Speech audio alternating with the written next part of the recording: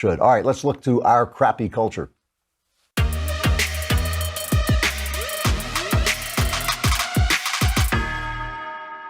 So CNN and just about everybody else had a bombshell report, as they always refer to it. I like when they say that, it's a bombshell, because they're telling you, it's like, shouldn't it be me deciding it's a bombshell? Shouldn't I look at it and say, like, hey, this is a bombshell? But whenever they say bombshell, I think like, all right, I'm the reader, I'll be the judge of that. But they call it a bombshell.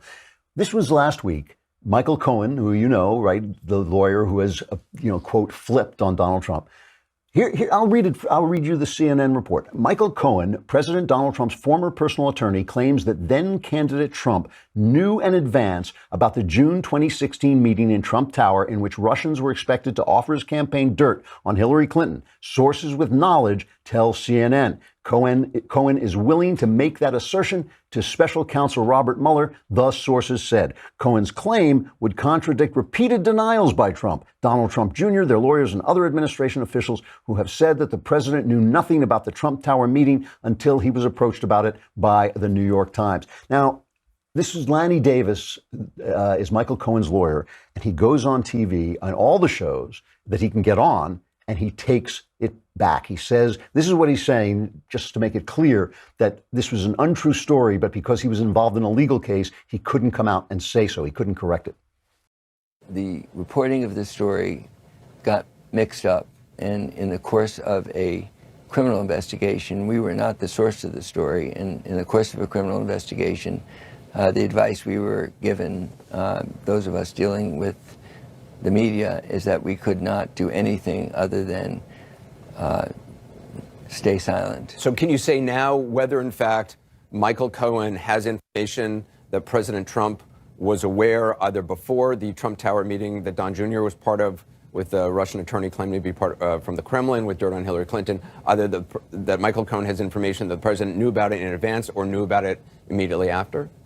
Senator Burr and Senator Warner read the answer to the question about his testimony, which is that he said he was not aware ahead of time and did not hear anything to the contrary. And that was the testimony before the Senate as well as the House Intelligence Committees. And he said that that testimony was accurate. So Michael Cohen does not have information that President Trump knew about the Trump Tower meeting with the Russians beforehand, or even No, does not.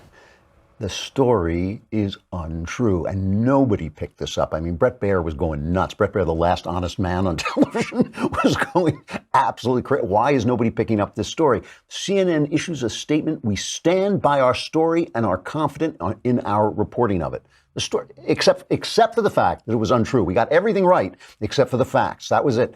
So, there have been 0 mistakes. Let's count them. 0. That's how many mistakes there have been that have benefited Donald Trump. There have been 0 errors that have benefited Donald Trump or put Donald Trump in a good light. And, CNN had to come in and say, oh, we're sorry, we put Donald Trump in a good light, but really he did something wrong. Let's count them again. 0. That's it. None, right? But they keep making mistakes. All the mistakes are on one side, and they never get corrected. And you see them on Twitter. The mistake gets, 50,000 hits and the correction gets 200. This happens again and again and again. I want to play a piece by Chuck Todd. He is talking to CBN's David Brody. And CBN is a Christian broadcasting network, right? It's a fairly conservative network. David Brody is explaining to Chuck Todd. This is on Meet the Press, right? So this is not MSNBC Chuck Todd. This is NBC Chuck Todd. We're supposed to be able to tell the difference, right? But Brody is explaining to him why we'll support Donald Trump as long as we know you're lying. As long as you're lying, what difference does it make what you say? And listen to Todd's reaction.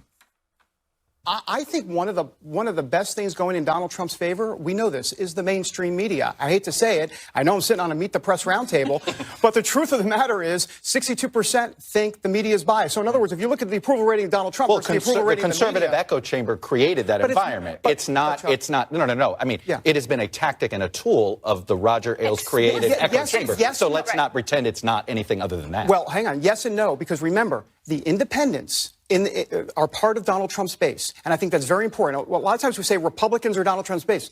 Not really.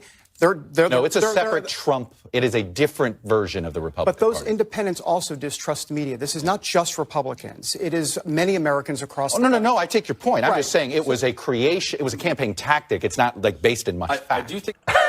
Here's a guy smacking Todd in the face with the truth like a water balloon, like throwing a water balloon in the face of a clown. And Chuck Todd is just, no.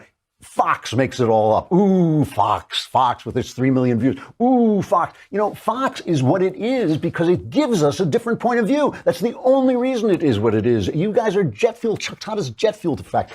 Here's what I just want to ask. I know I pick on the press a lot because they're lying scum, but here's what I want to say.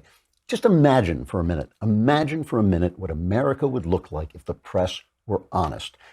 Not for Trump, not against Trump, just reporting the facts, just letting on enough voices on the right to counter the voices on the left, just putting people in the chairs where the editorial decisions are made, who have voted for all kinds of different people, or have at least voted for both parties, both major parties. I would settle for that.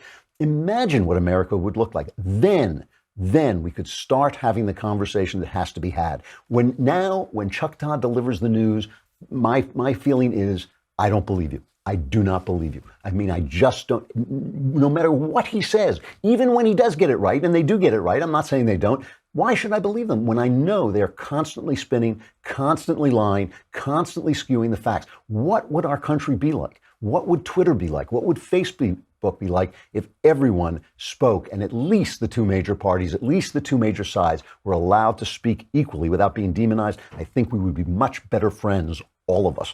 All right, I got to say goodbye. We got more coming, though. The week has just begun. We are out of the Klavanless weekend and into the Klavan week. I'm Andrew Klavan. This is The Andrew Klavan Show, and we'll see you again tomorrow.